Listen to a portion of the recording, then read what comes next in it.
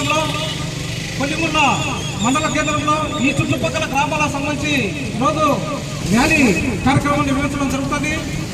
ఈ యొక్క ర్యాలీ ముఖ్య ఉద్దేశం ఏంటంటే రాష్ట్రంలో చూసుకుంటున్నాం మనం. రాష్ట్రంలో అన్ని రకాలు చూసుకుంటే కొల్లిగుండ మంచి కాస్ట్లీగా ఉంది. అనేక రకాల ధనవంతులు ఉన్నారు. ఇక్కడ కార్మికులు బాగా పడుతున్నారు. పరిశ్రమలు దాదాపు 4 సిమెంట్ పరిశ్రమలు ఉన్నాయి. ఆర్థికంగా బాగా డెవలప్ అయిందని చెప్పి అనుకుంటున్నారు.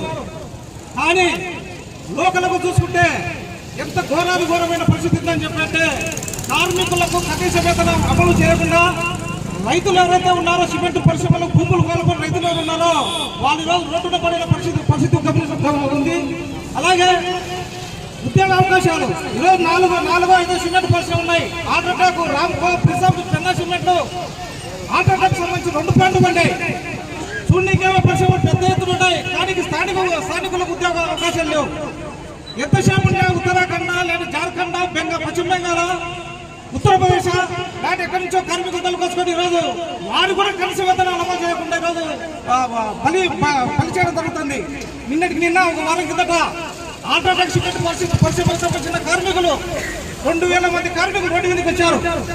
వారికి 12 గంటలు పని చేయించుకొని తెల్లవాళ్ళు పని చేయించుకొని వేతనం మాత్రం తక్కువ వేతనం ఇస్తున్నారు.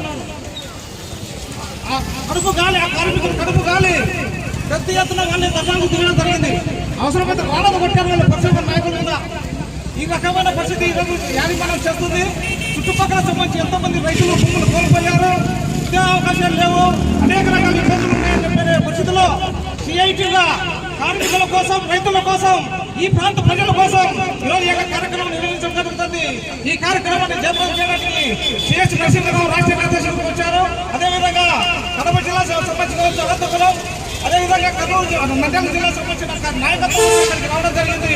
ఈరోజు ఇక్కడ ర్యాలీ నిర్వహించుకొని అదేవిధంగా ఇక్కడ ఆయనపల్లి, పెట్టికోట, అదేవిధంగా గోరమానపల్లి, తిమ్మలపేట, అగ్గిరెడ్డిగూడ మీదుగా ఈ యొక్క ర్యాలీ కొనసాగించి స్థానికులకు అన్ని రకాలుగా హక్కులు సాధించుకోవడానికి పోరాటం సిద్ధం కావడానికి ఈ ర్యాలీ జరిగింది.